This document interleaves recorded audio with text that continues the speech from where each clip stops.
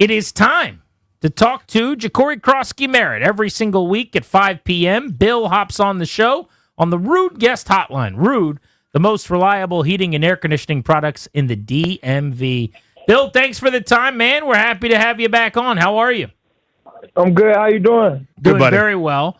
So let's just start with kind of your thoughts on the game and what unfolded offensively. It was a tougher one than we expected in Dallas. What was it like for you? You hadn't been a part of one of those in the NFL. Nah, it was definitely tough.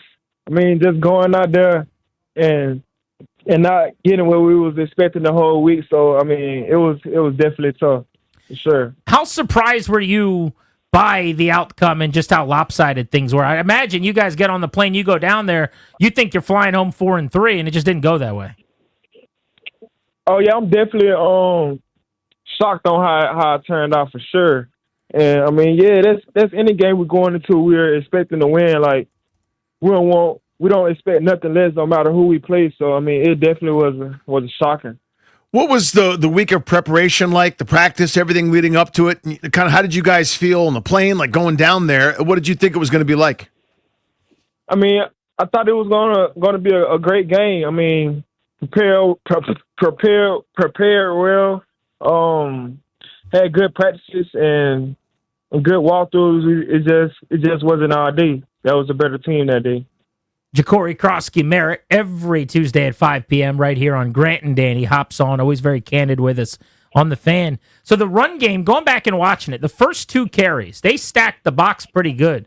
You're running against 7 and 8 at different points, and you got 15 yards on those two carries. And I kind of thought, oh, he's about to eat today. Like, this is the bottom 6 run defense in the NFL coming in. You got off to the fast start. And as the day went on, they really turned the valve off. Did they make adjustments? What did they do differently to slow you down? Definitely think they made adjustments by just making sure the box was loaded, and it was a hard day in the office, and we just got to get back to the drawing board and see how can we win when we get those different types of looks. I was recording the podcast I do with former Redskin Logan Paulson today, and he had watched the tape, and he said he thought, watching it, that Dallas did some things in terms of their run plan defensively up front that you guys haven't seen a lot of in terms of defending the run. So thinking about the Raiders game, the Giants game, whatever, can you kind of explain that, or do you agree with that maybe they tried some things that were a little bit against type from what you saw on tape going in? I definitely think there was a lot of movement up front, as far as them jumping gaps and just doing a lot of different things up front. But that was where they needed to be on most plays, and we just gotta execute better. Jacory Croskey-Merritt with us here on Grant and Danny for his normal Tuesday at 5 p.m. spot. So it feels like a couple straight weeks now where teams have been really adamant, and it's been really important to them to try to limit you, Bill. It seems like that's a priority for these defenses here, as you guys have kind of struggled with health and in some other areas. Is that something you're feeling, that squeeze a little bit from opposing defenses? I mean, I think that I just got to be better on my end. Like, I mean, I think they trusted me enough to make more than what I've been doing happen. So I mean, I think I take the blame on some of that.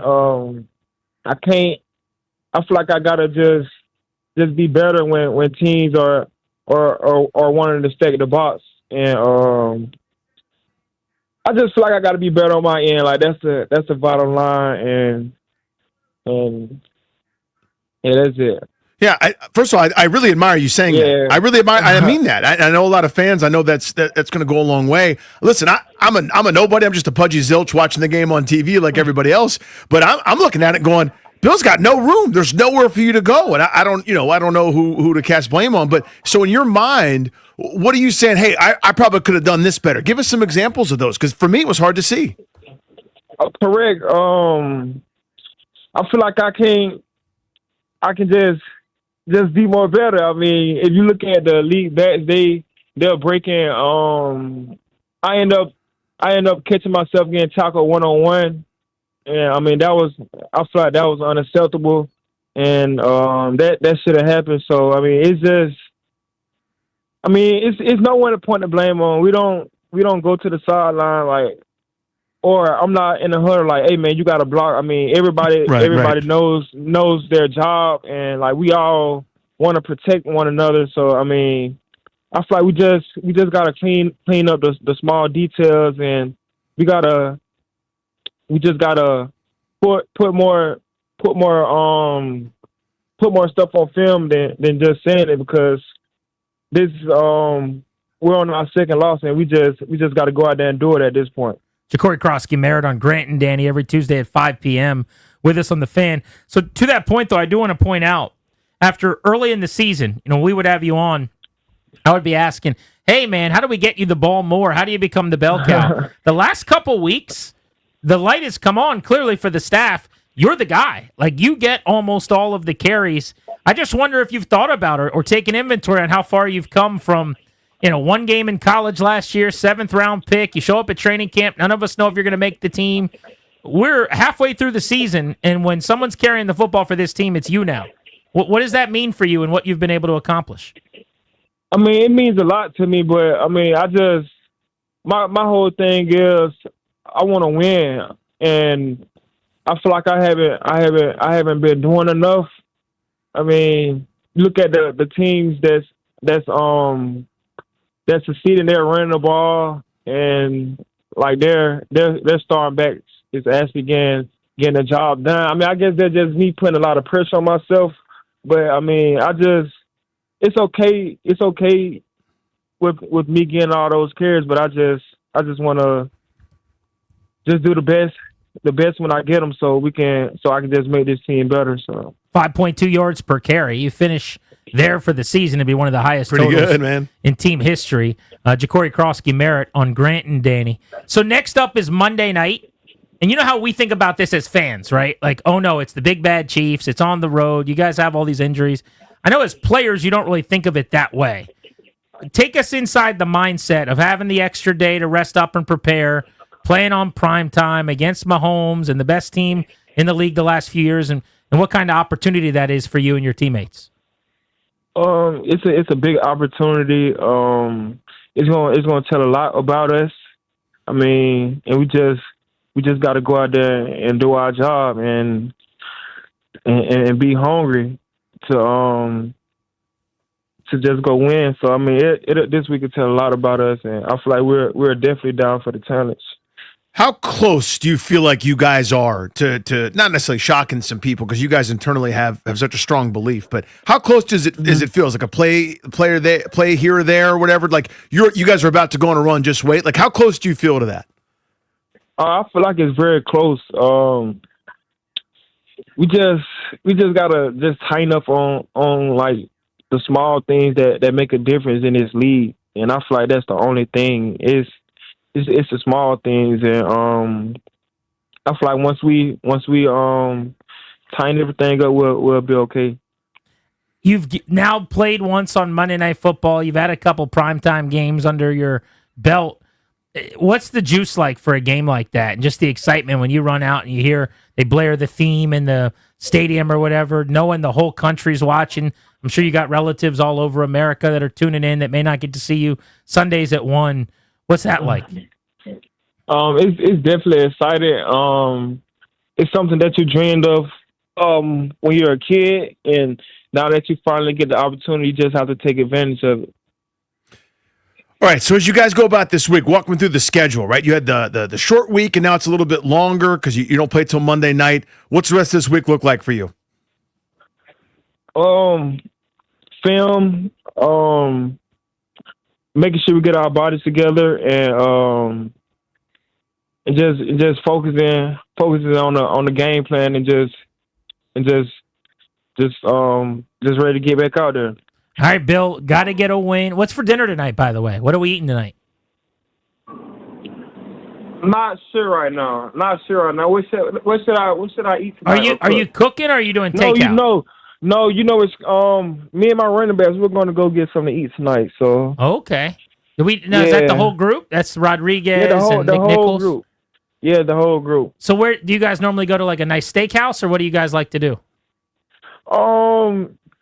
Yeah, sometimes we'll go to a steakhouse. I'm not sure where we're going tonight, but I'm pretty sure it'll be something nice to where we just can relax and just talk about ball and life. Here's what jumped into my mind immediately. I don't know why, and you could take it or leave it. Ribs. Ribs. That don't sound bad. Right? So. What's your cut of steak? Are you a filet guy? You like a rib eye? What do you go to for steak? I say rib eye, medium well.